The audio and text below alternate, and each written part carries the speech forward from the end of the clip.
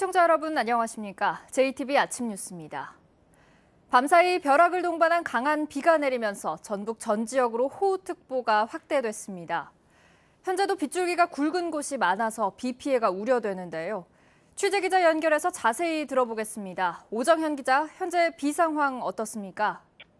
네, 밤사이 강한 비가 내리며 호우특보가 확대 강화됐습니다.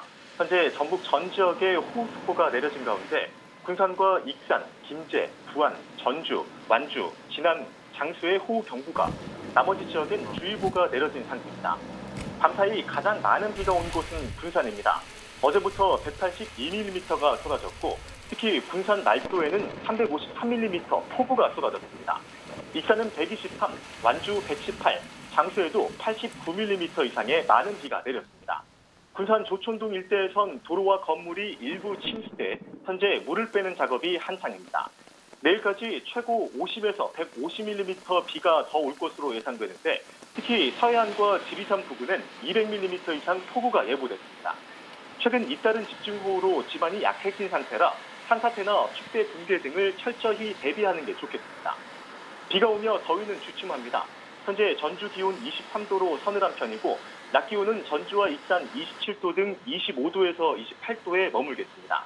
비는 오늘 밤 전북 북부 지역부터 점차 갤 것으로 보이고 주말인 내일 낮부터 소강 상태를 보이다 오후와 저녁 사이 그치겠습니다. JTB 뉴스 오정현입니다. 익산의 한 원룸이 경매로 넘어가면서 세입자들이 거리에 나앉을 처지가 됐습니다. 집값보다 집주인의 빚이 더 많아서 빚잔치를 하고 나면 상당수는 보증금도 제대로 돌려받지 못할 상황인데요. 집주인은 다름 아닌 현직 경찰관입니다. 나금동 기자가 보도합니다. 이동훈 씨는 재작년 7월 한 원룸에 전재산 4,500만 원을 넣고 전세로 들어갔습니다. 5달 뒤 김재윤 씨도 비슷한 조건으로 입주했습니다. 이때만 해도 경찰인 집주인 A 씨의 신분을 믿고 전세 보증금이 잘못될 거라고는 상상도 하지 않았습니다. 이런 사람이 돈을 떼먹을 일은 없겠다. 이 집이 경매로 넘어가거나 제 전세금이 잘못된 일은 없겠다. 하지만 이 집은 A 씨의 투자 실패로 2년 만인 지난 7월 경매로 넘어갔습니다. 경락가는 8억 3천만 원. 문제는 앞에 설정된 은행빚 4억 원에 17가구의 전세 보증금만 7억 원이 넘습니다. 상당수 가구는 전세 입주 시점부터 보증금을 제대로 돌려받을 수 없는 이른바 깡통 전세였던 셈입니다. 자세하게 이 집의 전세가 얼마나 되나요? 라고 했을 때 한 3-4채 정도 있습니다. 라고 그쪽에서 말을 했고 전세가 그렇게 많은 줄 알았으면 절대 계약을 하지 않죠. 법적으로 전세금 최우선 변제금 1,700만 원씩을 받는다고 해도 대부분은 2-3천만 원씩 날릴 처지입니다.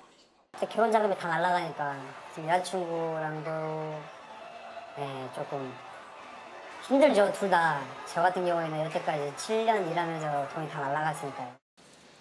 입주자들은 집주인 A 씨가 목돈을 쓰려고 지나치게 많은 전세 계약을 맺으면서 피해가 커진 것으로 의심하고 있습니다. A 씨는 하지만 계약 당시 직업을 물어 경찰이라고 대답했을 뿐이고 원룸은 전세와 월세가 섞여 있다고만 설명했다고 해명했습니다. 신중히 판단하시고 계약하시라고 이렇게 여러 번 말씀드렸고 손해를 보게 됐는데 최대한으로 그 세무 변제를 위해서 지금도 노력하고 있습니다. 현직 경찰의 무책임한 행태에 애꿎은 세입자들만 발을 구르고 있습니다. JTB 뉴스 나금동입니다. 일감을 따내려 경찰 무전을 불법 도청한 견인차 기사들이 무더기로 적발됐습니다. 경쟁이 치열한 이들 사이에선 공공연한 일인데 경찰의 무전망이 쉽게 도청된다는 것도 문제입니다. 정원익 기자입니다. 승용차 한 대가 서둘러 출발하고 차 안에선 경찰 무전 내용이 그대로 흘러나옵니다. 도착한 곳은 사고 현장. 경찰 무전을 훔쳐듣던 견인차 기사가 사고 처리를 따내기 위해 급한 대로 승용차를 끌고 내달린 겁니다. 주파수 대역을 불법 개조한 무전기로 경찰 무전을 도청한 견인차 기사들이 무더기로 적발됐습니다. 먹고 사는 길이니까 남편들은 그럴 수밖에 없죠. 이 곁에 있는 사람들은 다 옛날부터 다 무전기 감청했다고 봐야죠. 시중에서 쉽게 구할 수 있는 무전기가 도청 장비로 둔갑했습니다. 서울과 수도권 몇몇 대도시를 빼곤 여전히 아날로그 방식, 구식 무전망을 사용하고 있는데 장비 개조를 통해 주파수만 찾으면 비교적 쉽게 도청이 가능합니다. 디지털 방식은 도청이 불가능하지만 디지털 중계소를 설치하기 위해서는 10배가량의 비용이 더 소요됩니다. 경찰은 견인차 기사 50살 박모 씨 등 17명을 통신비밀보호법 위반 혐의로, 불법 개조 무전기를 판매한 74살 정모 씨 등 2명은 전파법 위반을 적용해 형사 입건했습니다. JTB 뉴스 정원익입니다. 정부가 저출산 대책으로 제시한 초등학교 저학년의 셋이 학교를 놓고 찬반 논란이 커지고 있습니다.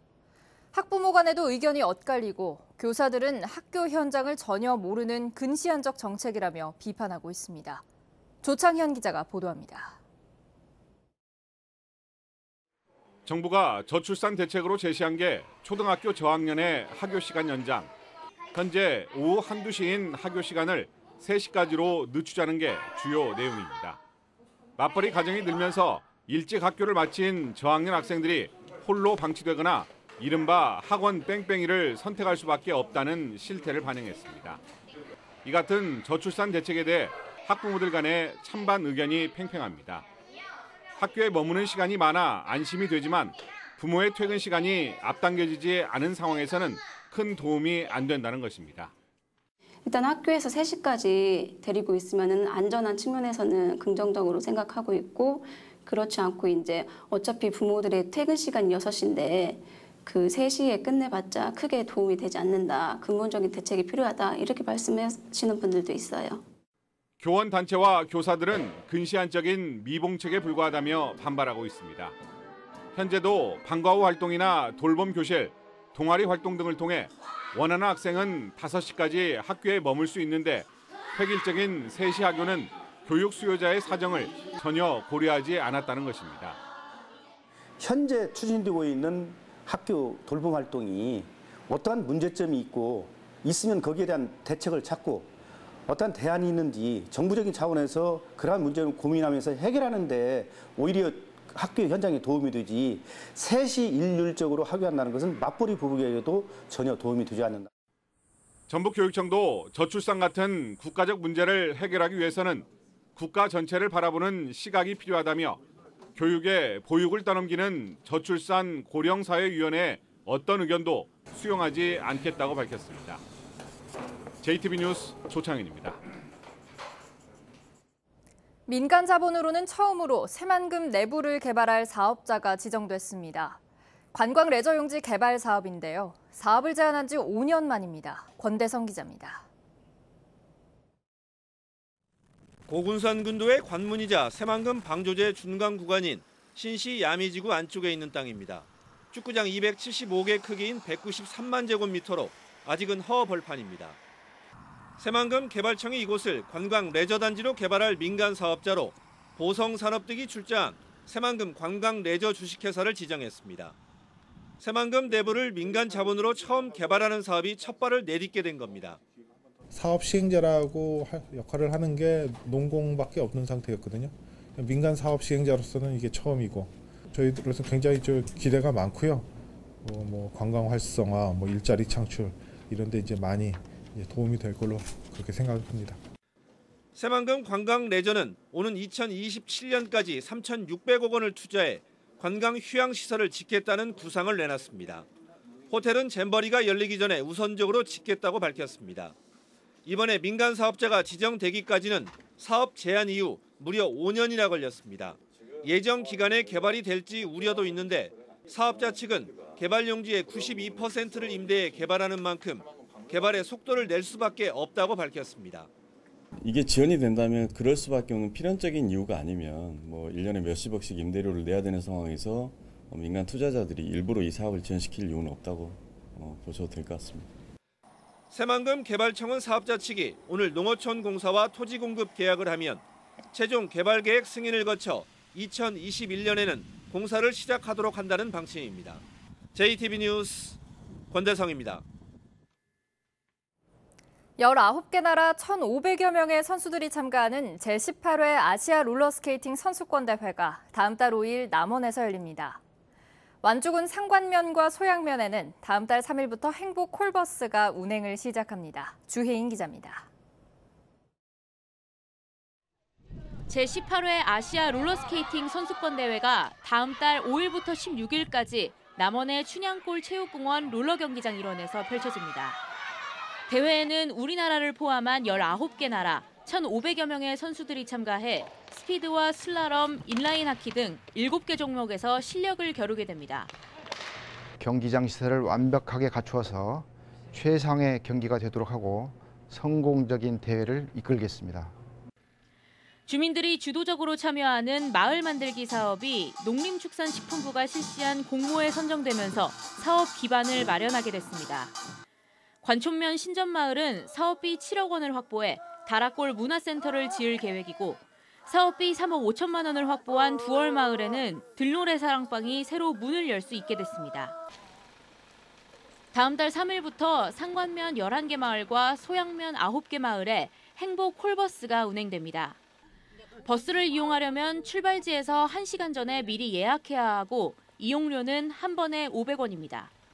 매월 이용객의 탑승 목적, 이용 횟수, 시간대, 승차 거리 등을 다방면으로 분석해 불편한 사항을 개선해 나갈 계획입니다. 늘어나는 생활 쓰레기와 새만금 사업구역에서 발생될 쓰레기를 처리하기 위한 토론회가 열렸습니다. 생활 쓰레기 대책으로는 CCTV 설치, 인프라 구축 등이 나왔고 새만금 사업에 따른 쓰레기를 고형연료나 신재생에너지로 처리하는 방안에 대한 의견도 나눴습니다. JTB 뉴스 주혜인입니다. 원전부지 핵폐기물 임시 저장시설 설치 여부를 결정하는 지역공론화위원회에 주민참여 범위를 결정하는 표결이 연기됐습니다. 산자부가 주관하는 고준위 방폐물 관리정책 재검토 준비단은 제12차 회의에서 시민단체들과 일부 자치단체의 반발이 이어지자 표결을 다음 회의로 미뤘습니다. 다음 달 5일에 열리는 제13차 회의에서도 표결 진행 여부가 아직까지 불투명한 가운데 일부 지역은 준비단에서 사퇴하려는 움직임을 보이는 등 갈등이 계속될 것으로 보입니다. 순창 출신의 진선미 국회의원이 어제 발표된 정부 개각에서 여성가족부 장관에 내정됐습니다. 순창여고와 성균관대학교 법학과를 나온 진선미 여가부 장관 내정자는 민주사회를 위한 변호사 모임 출신의 재선 의원으로 민주당 원내 수석 부대표 등을 지냈습니다. 이번 개각으로 전북 출신 장관급 인사는 김현미 국토부 장관과 이효성 방통위원장 등 모두 3명이 됐으며 차관급은 지난 26일에 임명된 김양수 해수부 차관 등 모두 11명으로 늘었습니다. 송하진 도지사가 일자리를 주제로 열린 문재인 대통령과 시도지사 간담회에서 전북의 경제 체질을 개선하는 사업에 지원을 요청했습니다. 송하진 지사는 조선소와 자동차 공장의 폐쇄에 따른 어려움을 이겨낼 수 있도록 상용차와 신재생에너지 산업 육성을 적극 도와달라고 말했습니다. 또한 새만금 장기임대 산업용지 추가 조성과 국내 입주업체 지원 확대, 농공단지 입주 허용업종 확대도 요청했습니다.